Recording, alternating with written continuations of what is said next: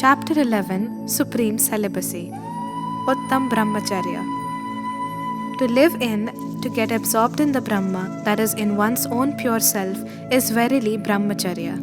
As it is said in Anagar Dharmamrit, Ya Brahmani Swatmani Shuddha Buddhair Charya Paradravya Mucha Pravrittihi Tad Brahmacharya Vratam Sarvabhaumam Ye Panti Te Yanti Parapramodam. The conduct, that is self-absorbedness in one's own soul of pure sentience nature, devoid of all other not self-objects, is verily called celibacy. Those who observe a vow of celibacy, which is supreme amongst all vows, attain infinite bliss. Similar interpretation of celibacy has been given in Bhagavati Aradhana and Padmanandi Panchavinshatika.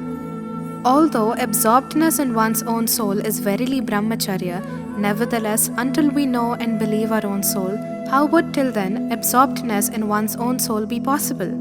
That's why it is said that self-absorbedness, that is right self-conduct, appears only after attaining right self-belief and right self-knowledge. Also, the word Uttam prefixed with Brahmacharya indicates the same thing, that along with right belief and right knowledge, the state of self-absorbedness itself is Uttam Brahmacharya.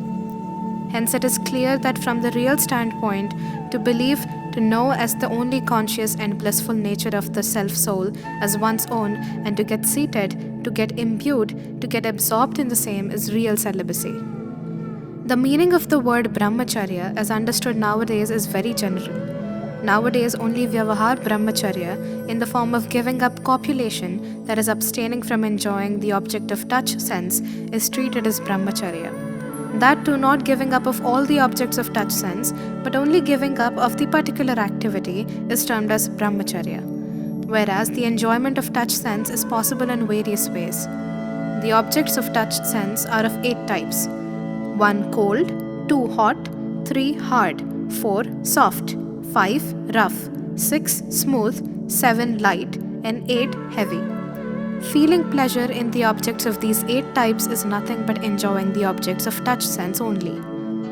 Enjoying the pleasure of cooler in summer and of heater in winter is assuredly the enjoyment of touch sense. Likewise, feeling pleasure in the use of soft cushions and hard seats, and feeling delight in the touches of rough, smooth, light, and heavy objects, all these are the objects of touch sense.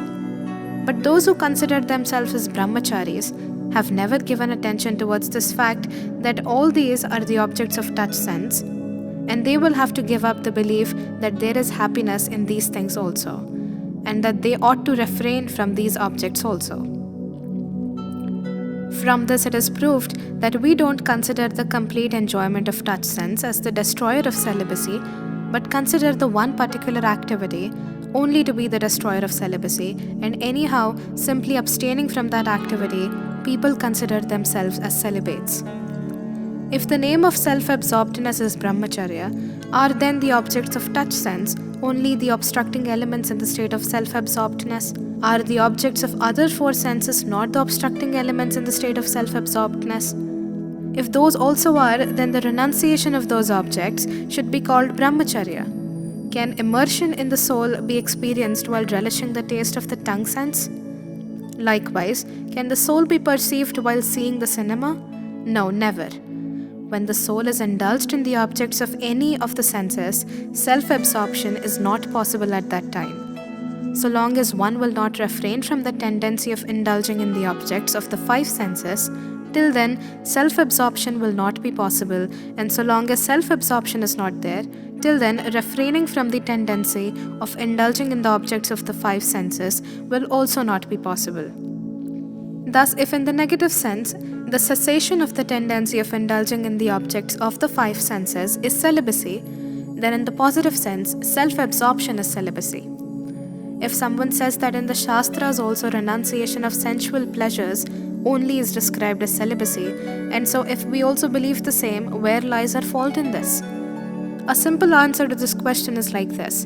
In the Shastras, renunciation of sensual pleasures is described as celibacy.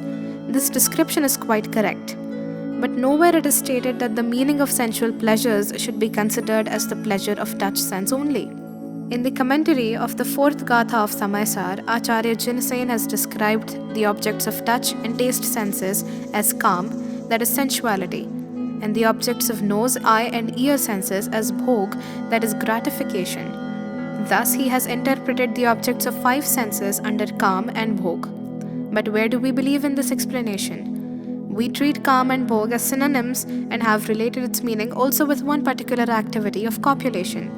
And while fully enjoying the objects of 5 senses, some people consider themselves to be the true celibates. When the Acharyas raised their voice against kaam and bhog, they meant renunciation of all the objects of 5 senses and not simply the renunciation of the activity of copulation. Even today, when the vow of celibacy is conferred on someone, the oath taker is also required to refrain from the 5 senses. Inspiration for taking simple food and simple living is also imparted. All sorts of adornment of the body are also forbidden. The rules of giving up non-eatables and delicacies stimulating amorous desire, etc. direct towards the renunciation of the objects of the 5 senses. Acharya Umaswamy in Tattvartha Sutra, describing the observances and transgressions of the vow of celibacy, has written, Stri Raga Kathashravan Tan Manoharanga Nirikshan Purva Ratanusmaran Vrishyeshtar Sasva Sharir Sanskara Tyagaha Pancha Paravivaha Karanatve Rika Parigrahita Gamananang Krida Kam Tivra Bhiniveshaha. In these sutras, listening, looking, recalling, relishing, adorning, perverted sexual practices, etc. are described to be the destroyers of celibacy. If we continue to indulge irresistibly in the objects of the 5 senses and consider ourselves to be celibates simply by giving up cohabitation, then it is assuredly a fallacy. Also, if we give up externally the objects of the 5 senses, along with cohabitation, and also don't take the delicacies, even then, if celibacy in the form of self-absorbedness is not evolved internally, then also we shall not become the true celibates. Hence, accompanied by self-absorbedness, the renunciation of the objects of the 5 senses is assuredly real celibacy.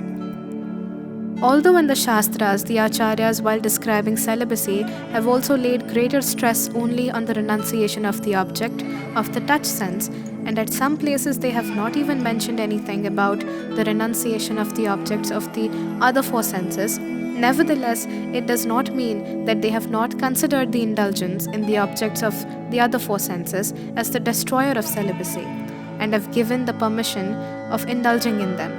When they talk of conquering the touch sense, they mean the renunciation of the objects of all the 5 senses, because in touch sense, all the 5 senses are covered. After all, the tongue, the nose, the ears, and the eyes are the parts of the body which represents touch sense. Touch sense is present in the whole of the body, whereas the remaining 4 senses are only its parts. The touch sense is all pervasive in the body, and the remaining 4 senses are its vyapya, that is, particulars. In the word Bharat, the provinces of Rajasthan, Madhya Pradesh, Uttar Pradesh, Maharashtra, etc. all are covered. But when we utter the word Rajasthan, the whole country Bharat is not covered. Similarly, in the utterance of the word body, the eyes, the ears, the nose, all are covered. But when we talk of the eyes or the ears, the whole body is not covered. Thus, the region of the touch sense is very big, and that of the other senses is very small. If Bharat is conquered, all the provinces are conquered. But in conquering any one province, say Rajasthan, the whole of India is not conquered. Likewise, if the touch sense is conquered, the rest of all the senses are conquered. But if one conquers the tongue sense, it cannot be said or believed that the touch sense has also been conquered. Therefore, it is not incorrect to say that the conqueror of touch sense is a celibate, but the intention and purpose of the statement is assuredly to indicate the conquering of all the 5 senses. If the absence of indulgence in the affairs of the ear sense would have been termed as Brahmcharya, then the 4 sensed living beings would have to be treated as celibates, because they do not possess the ear sense at all. How would then the indulgence in the affairs of the ear be possible? Similarly, on treating Brahmacharya as the absence of indulgence in the affairs of eye sense, the three-sensed living beings on treating Brahmacharya as the absence of indulgence in the affairs of the nose sense, the two-sensed living beings on treating Brahmacharya as the absence of indulgence in the affairs of tongue sense, the one-sensed living beings, all would have to be considered as celibates, because in the absence of the aforesaid senses in them, their indulging in the affairs of the senses is not possible. One can argue that if celibacy is considered to be the absence of indulgence in the affairs of the touch sense, the jivas who don't possess touch sense will have to be considered as celibates. Yes, this is what is meant by the above discussion, because only Siddha Bhagwan are devoid of touch sense and they are assuredly the perfect celibates. In the mundane living beings, there is nobody who is devoid of touch sense. Thus, there is no flaw in the statement that celibacy is the renunciation of indulgence in the affairs of the touch sense. Likewise, if only avoiding of one particular activity is regarded as celibacy, then the one-sensed living beings having bodies in the form of earth, water, etc. would also have to be treated as celibates, because the activity of copulation is not seen in them. To the question as to what is the objection in considering one-sensed living beings, etc. as celibates, my answer is that they don't possess the real celibacy in the form of self-absorbedness. Celibacy in the form of self-absorbedness is possible only in the five-sensed living beings endowed with mind. If the above argument is conceded, liberation too would have to be considered possible for the one-sensed living beings, because the possessor of the absolute celibacy religion do attain the supreme wealth of liberation. It is also said, Dhyanat Dharma Dasha Penda Chadike Shiva Mahal Me Pagadhara. The poet Dhyanat Rai says that the persons reach the place of salvation by climbing up the stairs of 10 religions. In the stairs of 10 religions, the 10th stair is of Brahmacharya, and beyond it is assuredly the beatitude.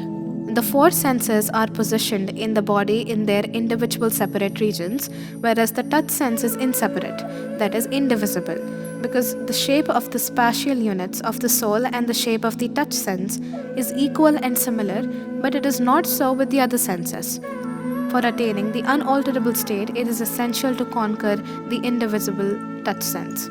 If one wants to acquire the possession of or wants to be the representative of some particular region, he will have to conquer or get support of that much region. It cannot be that we conquer Rajasthan and may become the ruler of the whole of India. We fight the election of municipal corporation and may become the Prime Minister of India. For becoming Prime Minister of India, one will have to fight the election of Parliament and will have to secure the votes of the majority of the members elected from all over India.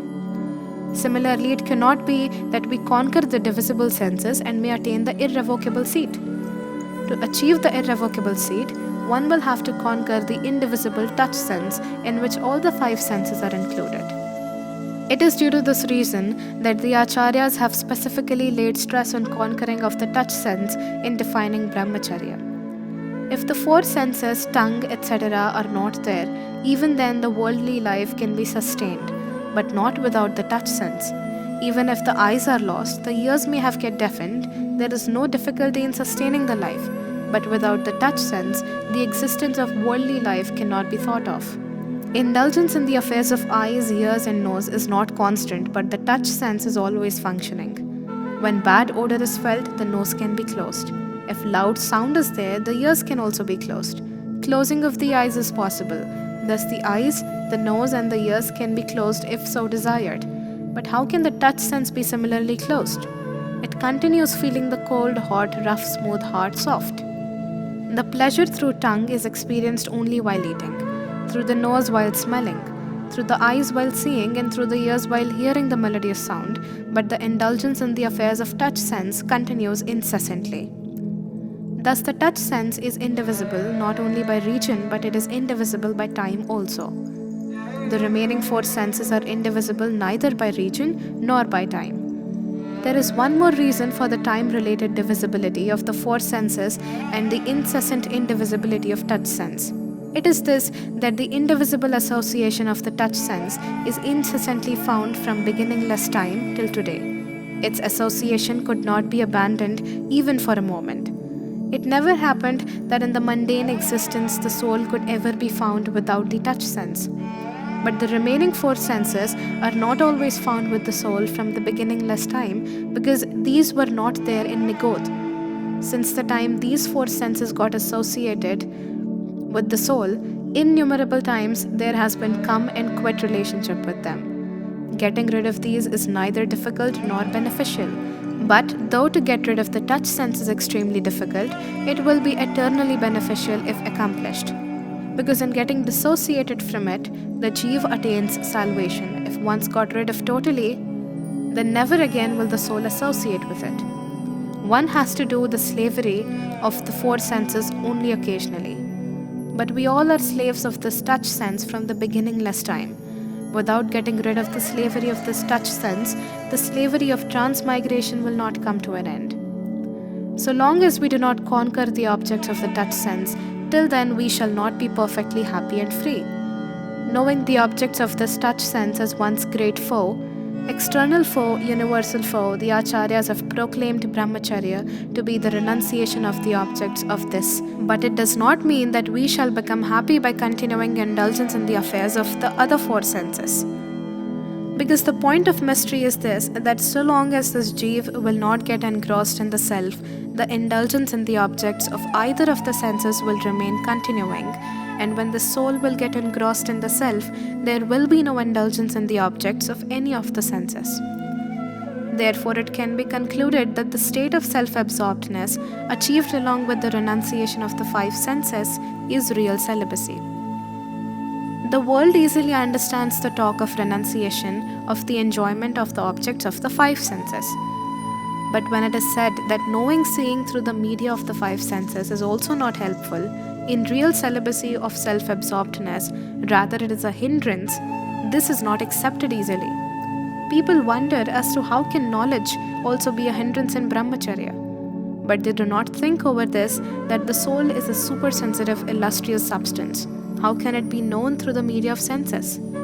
Through the media of touch sense, only the tangible substance, that is matter, is known. The soul is devoid of the touch attribute. Likewise, the object of tongue is ras, and the soul is aras.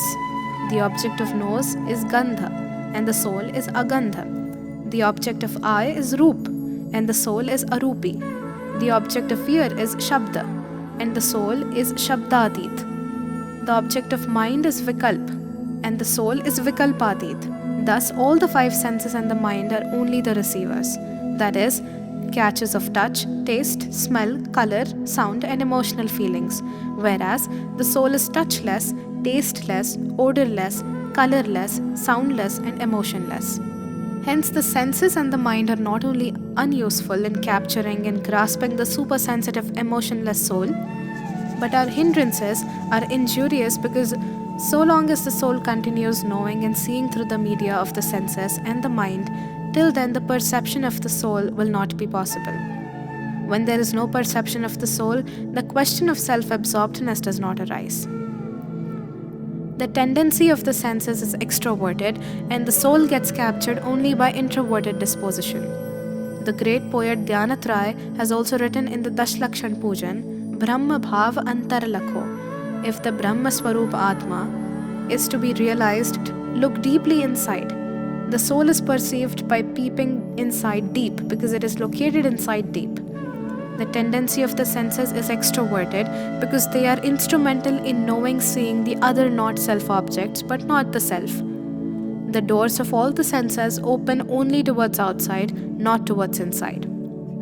The eye is not seen by the eye. What is inside the eye, this is also not seen, but what is outside, this is seen. Similarly, the tongue also does not take the taste of the inside, but takes the taste of the objects coming from outside. Does the nose also take smell of the bad odor of the inside? When the same bad odor finding an outside outlet comes externally in contact with the nose, only then the nose is able to receive it. The ears also hear the matters of outside. The touch sense is also seen alert only towards the external cold and hot states of the material things. Thus, all the 5 senses are of extroverted proclivity. How can the senses of extroverted proclivity and receivers of color, taste, etc. be helpful in knowing the tasteless, colorless soul of introverted disposition? It is this reason that, unlike sensual pleasures, the sensory knowledge is also not helpful in Brahmacharya. Rather, it is only a hindrance. People say, "Jhootha hai sansar, aankh khol kar dekho." But I would like to say, "Sacha hai Atma, aankh band karke dekho." The soul is not an object to be seen with eyes opened, but is an object which can be perceived with eyes closed. The soul is perceived by removing the attention, not only from the eyes but from all the 5 senses, and fixing it on the self. Moreover, when I talk of renouncing the sensual pleasures, the world says, "It is correct, the sensual pleasures are worth renouncing. You are speaking the truth." But when I say that the sensual knowledge is also not helpful in real celibacy of self-absorbedness, the common people get immediately confused and restless. Queries start coming. Should we also not see with the eyes? Should we not read the Shastras also? And a lot more queries are raised. Instead of trying to understand the matter in deep, people start blaming and criticizing. But such an attitude won't help. The truth could be discovered only by understanding the true nature of the substance, not by making hue and cry. The mundane, non-omniscient soul can know only one thing in one unit of time, can get engrossed in only one object. Hence, when he is knowing the other not-self object, is engrossed in the other not-self object, at that moment, to know the self, to get absorbed in the self, is not possible. Only the other not-self objects can be known through the media of senses. One can get engrossed through their media only in the other not-self objects. Through the media of senses, neither the self can be known nor can one get engrossed in the self. Hence, enjoying the other not-self object through senses is assuredly injurious to Brahmacharya. Even knowing seeing of the external objects through these senses is a hindrance in Brahmacharya. Thus, the objects of senses, whether those are enjoyable things or knowable things, all are enemies of Brahmacharya, because those are, after all, the objects of senses. Indulging in both the types of the objects of senses is, after all, indulging, not getting rid of them. The self-absorbedness form of celibacy is the only means of getting rid of them. Here, one question may arise that when the sensual knowledge is not helpful in the knowledge of the self, why is it written in the Shastras that right belief, right knowledge, and self-absorbedness from of right conduct, that is celibacy, are evolved only to the 5-sensed living being endowed with mind? This statement in the Shastras does not mean that the senses are required for self-knowledge. What it means is that so much evolution of knowledge is essential as is found in the rational 5-sensed beings. This is a measure of the development of knowledge, that is the power of discriminating between good and evil. Although it is absolutely true that the commencement of religion takes place only in the rational 5-sensed beings, nevertheless, this is also absolutely true that the commencement of religion happens not by senses, but by conquering the senses, by stopping taking work through their media. Secondly, when the soul is not engrossed in the self, it will be engrossed in the objects of any one of the senses, but it cannot be engrossed simultaneously in the objects of all the 5 senses. It might get engrossed in any one of them in one unit of time. Likewise, it can also not know simultaneously all the objects of the 5 senses, because the activity of sensual knowledge is successive and not simultaneous.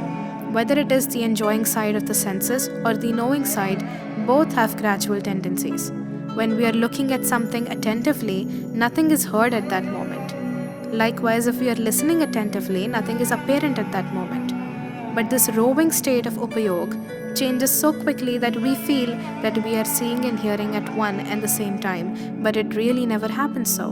Now, if the one who has got all the 5 senses and the mind does not fix his upayog over one's soul, his upayog will get engrossed in the objects of the 5 senses. But the one who has got only 4 senses, his upayog will move in the objects of 4 senses only. Thus, the upayog of 3-sensed jeev will move in the 3 senses, and that of 2-sensed jeev in the 2 senses only. But the upayog and bhog of the 1-sensed living being assuredly will not move and will remain indulged uninterruptedly in the objects of the touch sense only. Thus, when the upayog does not remain fixed in the soul, it starts moving in the objects of the senses. the soul is only one. During the period of upayog's remaining fixed in it, the question of moving hither-thither does not arise. When the mundane soul becomes a rational five-sensed being, the extroverted upayog getting engrossed in the objects of the five senses becomes weak. In this condition, due to evolution of the power of knowledge and due to the power of sensual upayog being distributed, the power of attaining self-knowledge gets manifested. Thus, we see that self-absorbedness along with renunciation of both the perceptible and the enjoyable objects of the five senses is real celibacy, that is Nishchay Brahmacharya. Laying so much stress on Nishchay Brahmacharya does not mean that external celibacy, that is Vyavahar Brahmacharya, in the form of renunciation of cohabitation, is to be overlooked. The exposition of real celibacy has been elaborated here due to the reason that the whole world is aware of the empirical celibacy, that is Vyavahar Brahmacharya, but the attention of the world is not diverted towards real celibacy, that is Nishchay Brahmacharya. In practical life, the conjunction of both is a must, as by overlooking the self-absorbedness from of real celibacy and considering conventional celibacy in the form of renunciation of cohabitation as real celibacy, the above-mentioned various objections arise. Similarly, also by overlooking conventional celibacy, many questions will arise. For example, it would not be possible to call even the real Digambar Bhavlingi saints as celibates in the instantaneous absence of the conduct of self-absorbedness during their being engaged in teaching, preaching, etc. And as such, only the omniscient jinn who always remains engrossed in the self could be called a celibate. If you say that by treating figuratively the self-absorbedness form of celibacy that the saints possess, you would call them as celibates when they are engaged in teaching, preaching, etc., then howsoever scanty it may be, but due to being possessed of self-absorbedness, the vowless true believer will also have to be considered a celibate. This view does not seem to be appropriate because then the Chakravarti, even having 96,000 wives, will also be called a celibate. Therefore, the celibate nomenclature is determined only on the basis of conventional celibacy, in the form of renunciation of cohabitation, even with one's own wife. However, in the absence of self-absorbedness form of real celibacy, the conventional celibacy in the form of renunciation of cohabitation with one's spouse is not real celibacy. Along with real celibacy of the order of 7th Pratima, which gets manifested in the Shravak of 5th Gunasthan in the absence of the intensest passions, Anantanubandhi and Apratyakhyanavran Kashaya, the oath of the renunciation of sexual enjoyment with one's own wife, which is observed thoughtfully, is in fact called conventional celibacy. Thus, in practical life, the conjunction of Nishchay and Vyavahar celibacy is desirable. The writer of Dashlakshan Pujan has advocated the observance of both in a balanced way. Sheel Baad Naurak, Brahma Bhav Antar Lakho, Kari Dono Abhilak, Karahu Safal Narabhav Sada. We must protest our chastity by means of the 9 types of fencings and should also perceive and realize our own soul in the inner self. One must take the full benefit of this human birth by becoming a true aspirant of both kinds of celibacies, that is, the real and conventional celibacy. Just as the farmer protects the field by putting fencing all around it, similarly we must protect our chastity by encircling it with the 9 types of fencings. The more precious a thing is, its protection also has to be done with more stronger means and care. For the safety of highly precious things, along with due care of providing strong protection, many fencings are put instead of one fencing. We never keep jewelry in the jungle, but keep it in the center of the town, in the inside room of a strongly built house, in an iron safe locked with several locks. Chastity, that is celibacy, is also a very precious jewel. We must protect it by placing 9 fencings. We should not indulge in unchastity by the body, should also not utter any words which stimulate unchastity, and should also not give any place to the thoughts of unchastity in our mind. We should not only do so ourselves, but also should not get it done by others, nor praise such types of deeds. Thus, although in the Shastras, owing to its being contemporaneous with real celibacy, conventional celibacy, that is, renunciation of cohabitation, etc., has been discussed at length, nevertheless, without self-absorbedness, that is, real celibacy, it has no specific importance in the path of salvation. Without real celibacy, it is more or less a mere destitute. Here, though the description of supreme celibacy is given, which is concerned with the saint's religion, and hence it is of the highest state, nevertheless, the householders also should not desist from the adoration of celibacy. They should also observe this according to their own capacity and stage of spirituality. A detailed description as to which degree of internal and external celibacy should be observed by what stage of saints and HAAWK is given in the sacred books of deontology. The inquisitive persons should know about this in detail from there. A detailed description of all those aspects is not possible in this short composition. Celibacy is a religion. It is directly related with the well-being of the self. Making it a tool for the accomplishment of any temporal objective is not desirable. But nowadays, this is being used as a degree like Shastri, Nyaytirth, MA, PhD or Vani Bhushan, Vidya Vachaspati or Danveer, Sir, Seth, etc.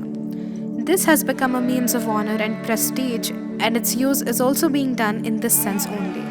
Due to this reason also, blemish has entered the field of religion too. Just as honorific degrees of today are taken and given in large gatherings, similarly the conferment of celibacy also has started. Now procession is taken out, for this also on elephants and with bands. If for renunciation of women also bands are required, what about the weddings and marriages? The world of today has become very ostentatious.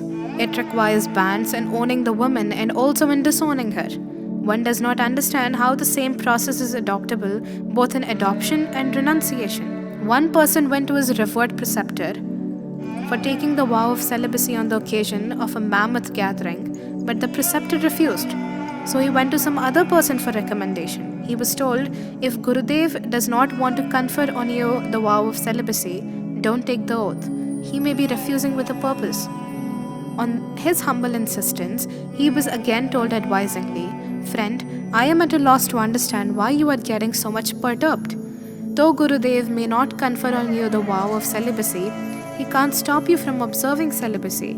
You start observing celibacy, what difficulty will you have? Nobody can stop you from observing celibacy. Even after this, when he was not satisfied, he was further advised, at present, give up the idea of the vow, observe continence at home for 6 months. Later on, I will help you in getting the vow of celibacy. Why to hurry? At this, he immediately spoke out, when will such an occasion recur? On being asked what occasion, he told, this Panchakalyanak Mela is not celebrated again and again. Now, one can understand whether he wants to observe celibacy or wants the vow of celibacy to be conferred on him in the crowd of 50,000 people. He was much concerned with the declaration of celibacy and not so much with quietly following celibacy. He was interested in the degree of celibacy and not in observing celibacy, and that too with a declaration amidst the large gathering, so that he may start getting honor everywhere in the society and people begin to remember him and pay him respect. According to Jainism, it is not only the right but also the duty of a householder to live in the house up to the 7th Pratima, called Brahmcharya Pratima. That is to say, that not only should he eat after self-cooking, but he has to eat by self-earning, because he hasn't yet become a Parigrahatyagi, nor has he become an Arambhatyagi. He also does not need to keep himself only on a cloth sheet. He is authorized to wear dhoti, kurta, pagadi, etc. There is no restriction about all this in the Shastras. But we find that no question of 7th Brahmacharya Pratima, even the first Pratima may not be there. People simply take oath of external celibacy, wrap themselves with a cloth sheet and move out from home. Eating by self-earning is far off to imagine. They even get rid of self-cooking. I am not worried at this stage as to why does the society feed them. This virtuousness of the society is not only praiseworthy, but is also worth greeting. My contention is only this, that when their arrangement is not totally met with by the society of any particular place, their behavior at that time is noteworthy. They start talking ill of that society everywhere. This becomes their main duty. The society may bear their burden with respect and may pay them honor. It is a very good thing. But forcibly putting burden on the society is not in accordance with the Shastras. Brahmacharya Dharma is totally a matter of inner self. It is a personal matter, but that too today has become a degree. Brahmacharya is the name of absorption in the self. But when the persons calling themselves as Brahmachari show aversion when there is talk of the soul, what worse could be there? Without self-realization, even right belief does not get evolved.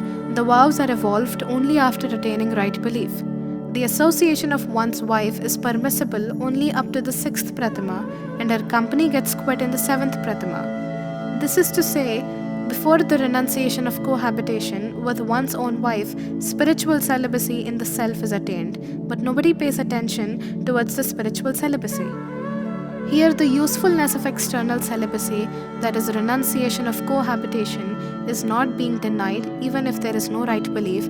It is also useful for renunciation. Owing to the absence of household problems, ample time and opportunity is available to the observer for the study of Shastras and for contemplation.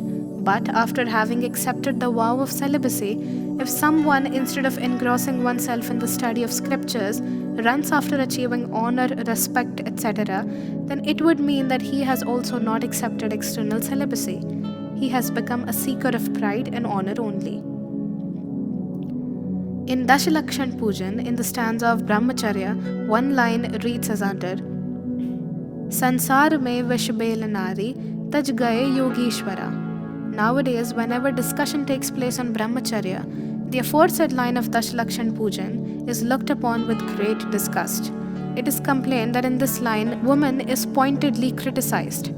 If woman is a creeper of poison, is then man the tree of nectar? Is man too not a tree of poison? But why should we make a pure topic like Brahmacharya a topic of man-woman controversy? In the talk of Brahmacharya, the intention of the Pujan writer is not to criticize women. Advocating man to be superior is also not the intention of the Pujan writer. In this, the songs of men are not sung, rather they have been scolded, reprimanded against for indulgence in unchastity. As a matter of fact here, the use of word woman is done to indicate the feeling of sensual pleasure, which arises in the heart of man when woman is in his contemplation. Likewise, by implication, the feeling of sensual pleasure arising in the heart of woman when man is in her contemplation is also included. Here, the feeling of attraction for the opposite sex only is referred to as the creeper of poison, irrespective of the fact whether it arises in man's heart or in woman's heart. And the renuncier of that emotion only is called as Yogishwar, whether the forsaker is a woman or a man. Simply by not stressing on the words and giving up the fruitless effort of interchanging the words, one should endeavor to grasp the sense contained in those lines. In the above-mentioned lines, the most laudable objective of the poet is to give encouragement for getting absorbed in the Brahma, that is, pure, conscious, and blissful nature of the soul, by getting away from a Brahma that is not self and unchastity, such as delusion, attachment, aversion, etc., impure alienated states of the soul. It is our duty to grasp their meaning with pure heart. Brahmacharya, that is self-absorbedness, is itself the explicit religion. It is the highest religion. I end this discussion with the prayer that all the living beings may, by knowing and realizing the pure nature of Brahma, get seated, get absorbed in the nature, and achieve infinite bliss for endless period.